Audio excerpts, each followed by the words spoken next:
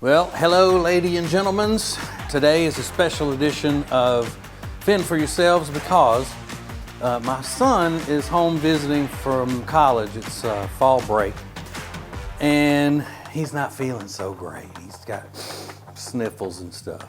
But that doesn't really matter one way or the other. I'm just putting his business in the street, I guess. So his favorite thing to eat, especially favorite thing that I cook, I thought, you know what? Why don't I just do it for Fend for Yourselves as a special edition, and then he can have it and eat whatever is cooked here. So, doing this one for my baby boy. Get ready. We're doing jambalaya today.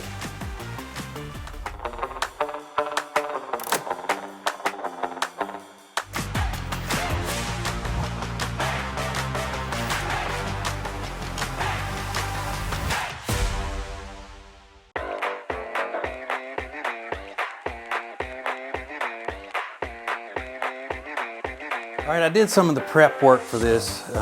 By the way, prep is a cool way of saying preparation. I did a lot of the preparation for this yesterday because Mr. Todd, the cameraman, you know, this isn't his real job, so he doesn't have very long. His other job is picking up children at swim lessons or something, which he's got to do today. So I went and did some of the stuff ahead of time. So I boiled 5 pounds of chicken thighs and shredded them, deboned them like that. And then I reserved the broth because we're gonna use it in just a few minutes. Now, if you don't know how to boil chicken, you don't know the ins and outs of why I boil the types of chicken that I do, then you can go find the chicken and dumplings recipe here on the YouTube and acetj.tv. And I think I did the whole thing in that episode, I'm pretty sure. So you can go find that. But I went ahead and did this because we don't have time for me to boil chicken and shred it and all in one episode today. Okay.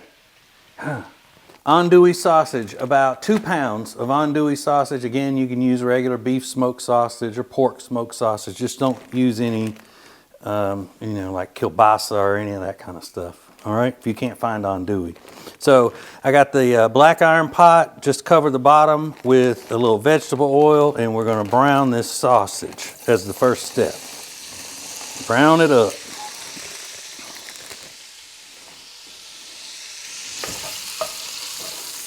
It won't take long.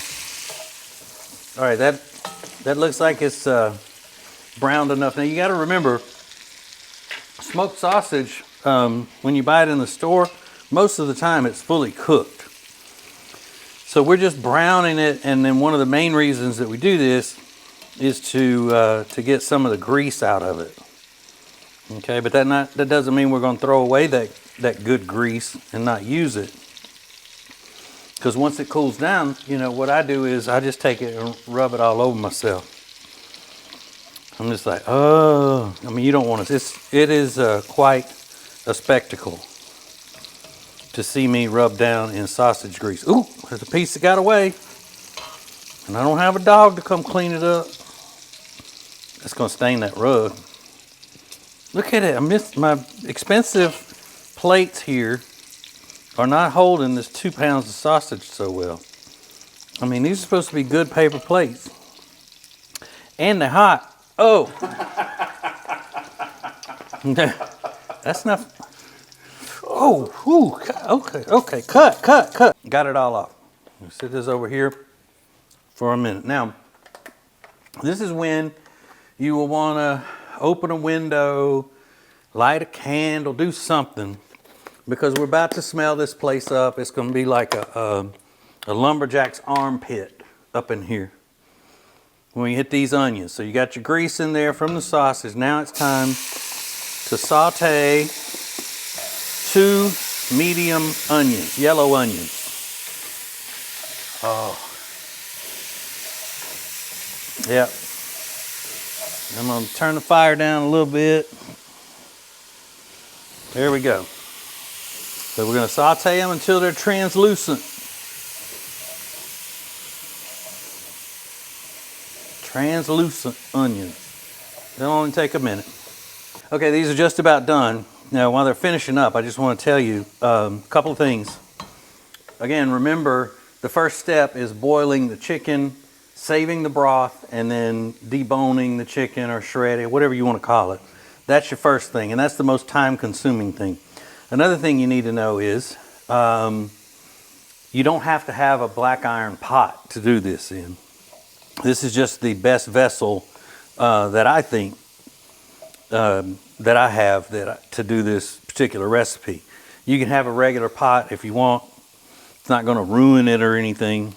But if you don't have any black iron cookware, you should probably look into that. And I know sometimes it can be kind of expensive, and you know, with the inflation and all of that stuff, you may not want to just go out and buy a bunch of it right now. But it's actually really good stuff to cook with. Now, we got our onions ready, and we're going to add all of the rest of the ingredients. And we're going to start by going back and grabbing that sausage that is brown and cut up into bite-sized pieces.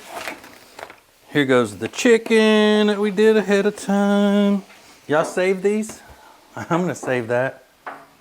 I'm really not. I'm acting like I'm recycling stuff. So let's stir that around a little bit. Get it. Make sure it's not sticking. Mix it up with those onions. Ooh, now what are we going to do? Where's it going now? All right. We're going to go ahead and throw in these seasonings. Now what we have is 2½ teaspoons of salt, a teaspoon of black pepper, and a 1/4 teaspoon of cayenne, or just what they call red pepper in some grocery stores. All right. Get that going in there, season up. And now this is a browning, seasoning kind of, it's almost like when you have a French dip sandwich and you get an au jus, this would be the au jus stuff. In Louisiana, it's one of those things that we call by its brand name as a generic term. So with Louisiana cooking, we're very particular about the Worcestershire sauce. And so we only call that Lea and Perrins. You pick up some Lea and Perrins, and that means Worcestershire sauce. This is called Kitchen Bouquet. All right? So we would call this nothing but Kitchen Bouquet or Bouquet sauce. Now, if you're looking for it, it's in the gravy section of the grocery store. Over there where they have those gravy mixes and, you know, powders and stuff. And this is a different brand of it. One time I couldn't find Kitchen Bouquet, and this is a brand I got to double for that. So you may be able to, if you can't find one, you can find the other. So we're going to put that in. That's 2 tablespoons of bouquet sauce. Bouquet. Yum, makes it sound all fancy, doesn't it? Now we got 2 tablespoons of dried parsley. So you see, you're not even having to chop anything but the onions in this one. You don't have to chop up any other fresh herbs or vegetables or anything like that. Now, we're going to go back and get 4 cups of the chicken broth that we had reserved. All right, so 4 cups of that. Now we're really talking. Because remember, those chicken thighs make the best chicken broth. The very best. Now, what's missing?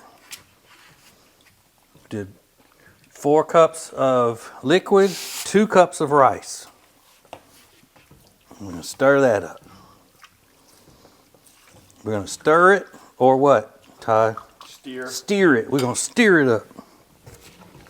Look at that. Now, it looks like crap right now. Like maybe you wouldn't want to eat it at this point. Because I hate crunchy rice. I don't like it at all. Okay, we got it all mixed up here. Now, all we're going to do, well, I'm going to do, you're not doing anything. All I'm going to do is turn up the fire on it. We're going to bring it to a fast boil, which means high boil. It'll take a second. Okay, it's sounding pretty angry at the moment, you see? Bubbling all up, it's kind of moving fast.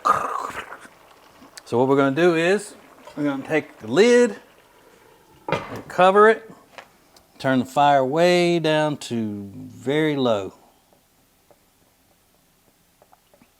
Okay, just like when you're cooking rice, and you do that part where the water's boiling, and then you turn it way down. That's what we're doing, and we're going to let it boil or simmer at that level for 10 minutes. Okay, this is very important. 10 minutes, and we'll be back. It's been 10 minutes, and it's time to do the hardest step yet, okay? This is the hard step that you have to do. Now watch carefully, because if you mess this up, it's gonna mess up the entire jambalaya. Turn off the fire. Ta-da! Now what you do is you turn it off, and we're gonna let it sit just like this. Don't disturb it, don't fool with the lid, don't let anybody else come in here and say, "What you cooking?" and do that. You gotta let it sit just like it is for at least 35 minutes. So then we'll be ready to eat jambalaya after 35 minutes. Another thing, when you're cooking rice and people tell you, "Oh, don't take the lid off of it. It'll ruin it if you take the lid off of it while you're cooking rice." That's a myth that I found out several years ago. You can take the lid off of rice when you're cooking it, stir it up, put the lid back on. It's not going to affect it. Probably would be the same thing with this, but I've been doing this so long, and it's been in my family for so long, the recipe, that I don't want to chance it. It's like people who say, "I'm not superstitious, but don't make me walk under an umbrella." Wait, you don't walk under umbrellas, do you? It's a ladder. You don't have an umbrella in the house.